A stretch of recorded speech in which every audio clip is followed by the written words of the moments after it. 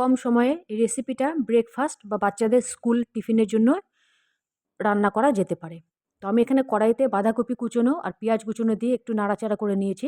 এখানে বন্ধুরা আপনারা নিজেদের ইচ্ছে মতো নানা রকমের সবজি এখানে ইউজ করতে পারেন। এর মধ্যে আমি বিনস কুচি আর গাজর কুচি দিয়ে দিয়েছি। তার মধ্যে একটুখানি নুন দিয়ে হালকা নাড়াচাড়া করে নিলাম। এখানে বেশি সেদ্ধ করলে ভালো লাগবে না খেতে। একটুখানি নরম হওয়ার জন্য একটু ঢাকা দিয়ে দিলাম।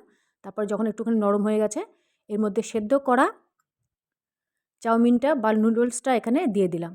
দিয়ে দেওয়ার পর ভালো করে মিক্স করে ফ্রাই করে নিলাম লো টু মিডিয়াম আঁচে।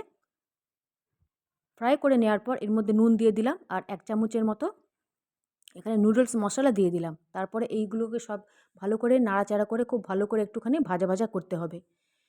যখন ভাজা ভাজা হয়ে যাবে, চাউমিনটাকে মাঝখান থেকে ফাঁকা করে 1 থেকে 2 চামচের মতো তেল দিয়ে ওর মধ্যে একটা ডিম ফেটিয়ে এর মধ্যে দিয়ে দেওয়া হলো। তারপরে চামচ দিয়ে খুব ভালো করে সেদ্ধ হওয়া পর্যন্ত নাড়াতে হলো। যখন এটা সেদ্ধ হয়ে গেল তো চাউমিনের সাথে ভালো করে আরও মিক্স করে খুব ভালো করে ভাজা ভাজা এটা করতে হবে। বন্ধুরা এইভাবে রেসিপিটা তৈরি করলে খুব সুন্দর টেস্ট হয়। এর মধ্যে আমি সোয়া সস দিয়ে দিয়েছি।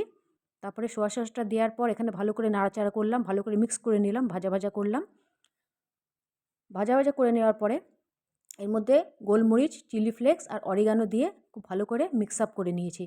বন্ধুরা আজকের রেসিপিটা অতি অবশ্যই বাচ্চাদের টিফিনে খুব ভালো লাগবে। আপনাদের ব্রেকফাস্টেও পরিবারের সবার জন্য তৈরি করতে পারেন। এবার আমি প্লেটিং করে নিচ্ছি। দেখছেন কত খুব কম সময়ে দারুণ টেস্টের এই ব্রেকফাস্ট রেসিপিটা তৈরি হয়ে গেছে। আজকে আমার ভিডিও রেসিপি দেখে আপনি যদি ভালো লাগে লাইক, শেয়ার এবং সাবস্ক্রাইব অতি অবশ্যই করবেন এবং অতি অবশ্যই ফ্যামিলির সাথে এনজয় করুন।